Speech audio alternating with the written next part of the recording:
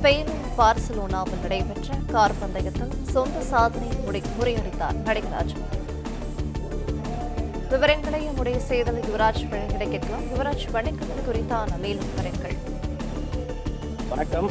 நடிகர் அஜித்குமார் ரேசிங் சார்பாக பல்வேறு நாடுகளில் நடைபெற்று வரும் அந்த கார் பந்தயத்திற்காக நடிகர் அஜித்குமார் மற்றும் அவரது குழுவினர் பங்கேற்று வருகின்றனர். இந்த நிலையில் பார்சிலோனாவில் நடைபெற்ற இந்த கார் பந்தயத்தில் தன்னுடைய அந்த பழைய ரெக்கார்டை நடிகர் அஜித்குமார் பிரேக் செய்திருப்பதாக அவர்களுடைய தரப்பிலிருந்து ஒரு வீடியோவானது பகிரப்பட்டுள்ளது. இந்நிலையில் இதற்கு முன்பாக அந்த கார் சுற்றை 1.51 நிமிடங்களில், அதாவது 1 நிமிடம் 51 வினாடிகளில் தனது அந்த சுற்றை முடித்திருந்ததே நடிகர் அஜித்குமாரின் பழைய ரெக்கார்டாக கருதப்பட்டிருந்ததாகவும், இந்நிலையில் இன்று பார்சிலோனாவில் நடைபெற்ற அந்த கார் பந்தயத்தில் 1 நிமிடம் 47 நொடிகளில் அந்த சுற்றை முடித்திருப்பது தன்னுடைய அந்த புதிய ரெக்கார்டு எனவும் அவர்கள் தரப்பிலிருந்து தெரிவிக்கப்பட்டுள்ளது. இதன் மூலம் 4 வினாடிகளுக்கு முன்பாகவே தன்னுடைய ரெக்கார்டை பிரேக் செய்து அஜித்குமார் இந்த புதிய சாதனையை படைத்திருப்பதாக தெரிவிக்கப்பட்டுள்ளனர்.